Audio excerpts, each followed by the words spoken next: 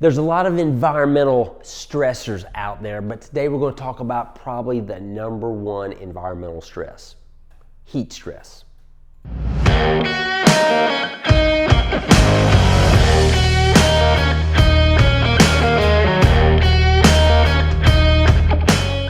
Of all the things I have researched for this channel to help you growers, this one has been the one that's been most in depth, with more factors, more consequences. I mean, it's crazy at what all heat stress can do to a chicken's body physiologically. So everything from tissue damage, it'll affect feed intake. They don't want to eat. It'll affect, even if they do eat, it'll affect feed absorption. It can actually increase the consequences of necrotic enteritis because it actually can affect the gut microbiology, all sorts of things. It increases gut permeability. Now, what does that mean? It's like leaky gut, and we've talked in some other videos about what happens when bacteria in the gut can leak out into the bloodstream. So there are so many things that heat stress can do, and that's why it's so important, because there's so many things that it can have consequences. And it's also the one thing that you can't control. You can't control the heat outside, not even your integrator. It is the one thing that probably most poultry growers, except for you guys way up north, are going to deal with. And so today we're going to talk about, basically, we're going to kind of focus on one aspect of heat stress, and that is humidity. Heat in itself is bad enough, but humidity compounds the problem. Okay? One of the ways you can tell a bird is hot is because they start panting.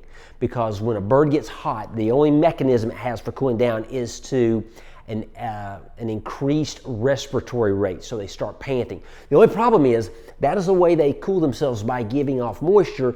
And when humidity is in the air, even that is limited on how they can get rid of or perspire, because the humidity puts a cap on it. So humidity is what I really want to just take a couple minutes and talk about right here.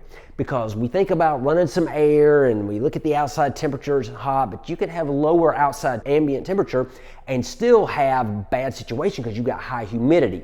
So some of the things we want to look for in this is not just running your fans, but taking care of your cool pad. The only problem is that sometimes we think of the cool pad or the cool cells as like an air conditioner. Now, an air conditioner in your house, window unit, your heat pump, whatever, an air conditioner will actually take moisture out of the air.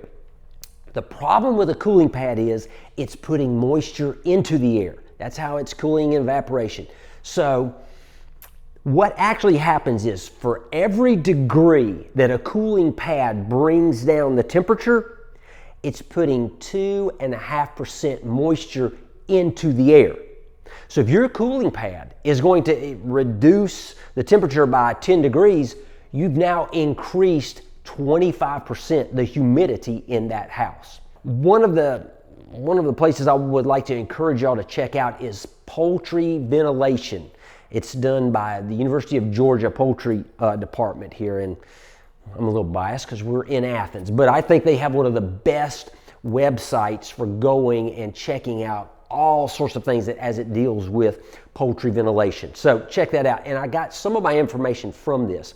And one of the things that Dr. Zarek talks about is that when you bring that much humidity in the house, you need to be moving the air at least 500 feet per minute through that house. So if you're using the cooling pad, cooling down the air and bringing it in, you need to get the moisture moving, because if not, it's going to increase. Even though the air is going to be cooler, you're actually going to be increasing the heat of the bird. And then all these things are going to happen. So keep that in mind. A cooling pad is not an air conditioner.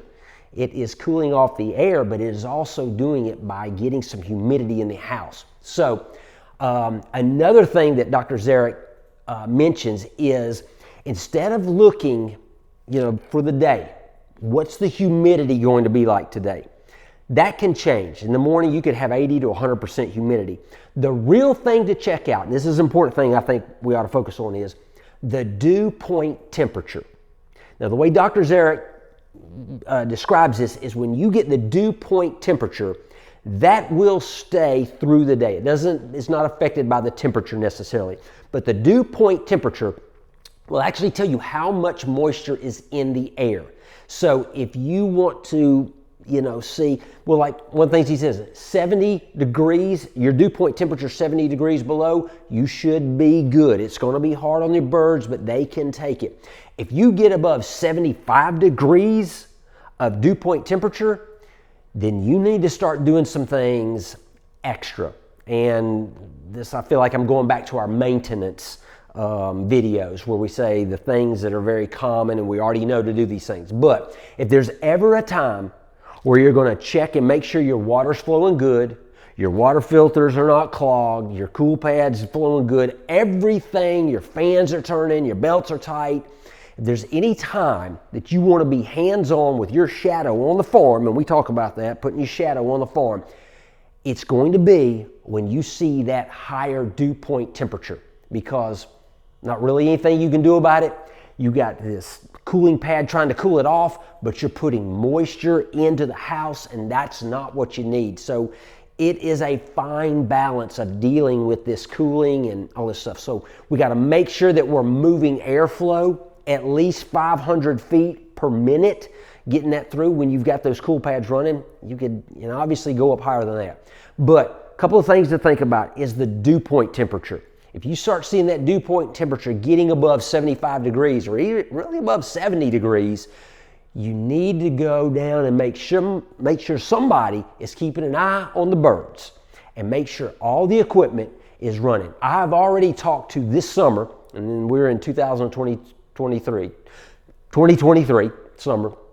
I have already talked to many growers who have lost thousands and thousands of birds to heat. So something we need to focus on, stay on top of. And just because you got a cool pad running doesn't mean your birds are okay. It actually could be the other way around. If you got a high moisture, it's bringing more moisture in. So a couple things to think about when you're heat stressed. Think about the humidity. Think about that airflow. Look at that dew point temperature. So hope some of these things were helpful. Many of you probably already know these things, but it doesn't hurt to hear them again. So anyway, if you've got any questions, give me a call, 1-800-608-3755, or email me, Alan@southlandorganics.com. And until next time.